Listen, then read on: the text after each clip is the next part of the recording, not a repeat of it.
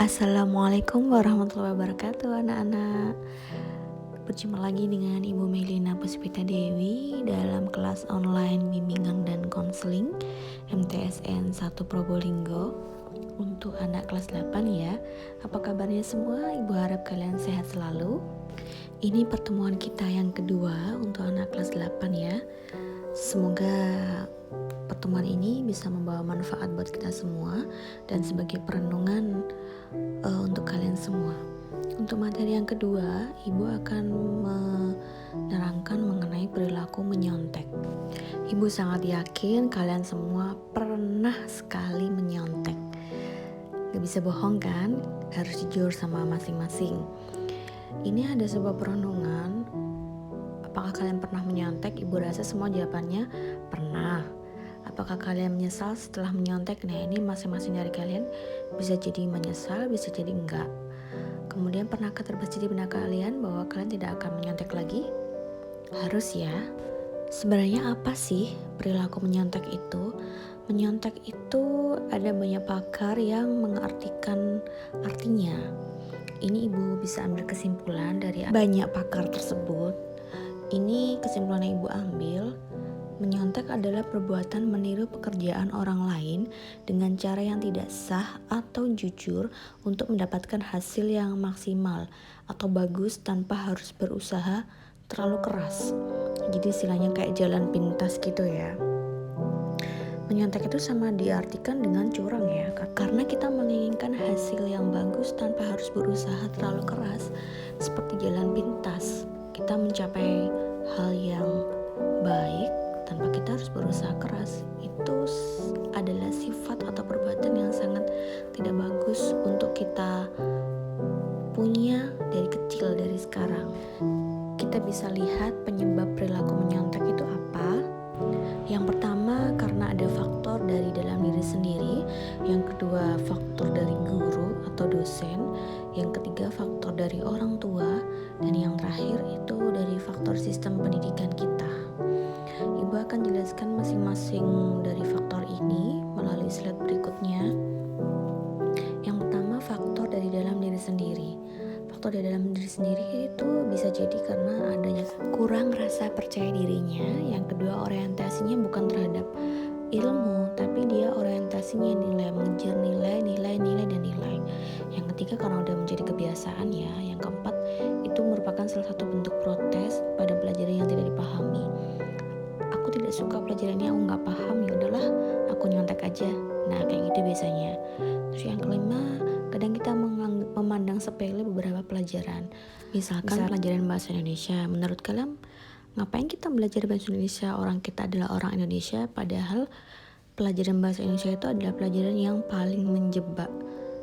Pada pertanyaannya, pada soal-soalnya itu benar-benar susah kalau menurut Ibu.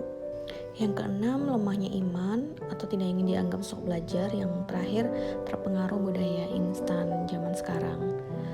Kemudian faktor dari guru, tidak ada variasi dalam mengajar, tidak ada variasi soal karena gurunya sibuk punya kerja sampingan, punya pekerjaan yang lain.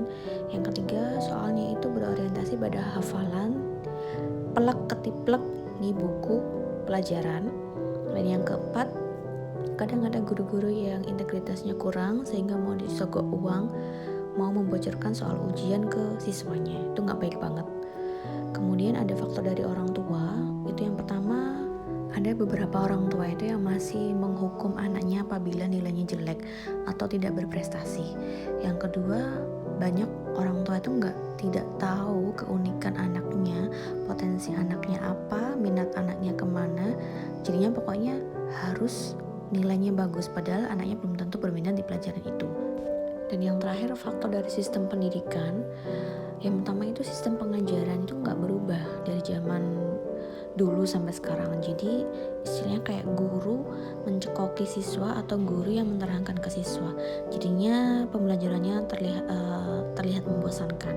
Kemudian ada muatan materi yang tumpang tindih antar jenjang sehingga pelajar itu memandang mudah suatu materi. Akibat menyontek itu bisa dikeluarkan dari ruang ujian, kemudian malu saat ketahuan kita menyontek, ada sistem pengurangan nilai dari guru pelajaran. Kemudian kadang ada yang tidak diluluskan ujian atau didiskualifikasi dari ujian tersebut. Akibatnya cukup parah ya kalau menurut Ibu. Kemudian cara penanggulangan menyontek itu gimana, Bu? Ada 4 cara ya: faktor pribadi penyontek, faktor dari lingkungan, faktor dari guru, dan faktor dari sistem evaluasi. Kalau dari faktor pribadi itu bagaimana, Bu? Caranya kita harus membangkitkan rasa percaya diri bahwa kita tuh bisa loh, ujian ini bisa. Kita bisa kalau kita belajar. Yang kedua, biasakan berpikir realistis dan tidak ambisius terlalu mengejar nilai sehingga kita harus terpaksa menyontek agar nilainya bagus. Jangan. Yang kita bisa kontrol dari faktor lingkungan dan kelompok itu kita menciptakan kode etik atau aturan sesama teman. Ayo dong kita jujur nih dalam ujian ini, jangan menyontek agar kita bisa mengukur kemampuan kita. Kemudian yang ketiga, faktor guru. Selayaknya guru itu memberikan penilaian yang objektif dan terbuka, menunjukkan keteladanan dalam perilaku moral, dan selalu memberikan umpan balik dalam setiap penugasannya.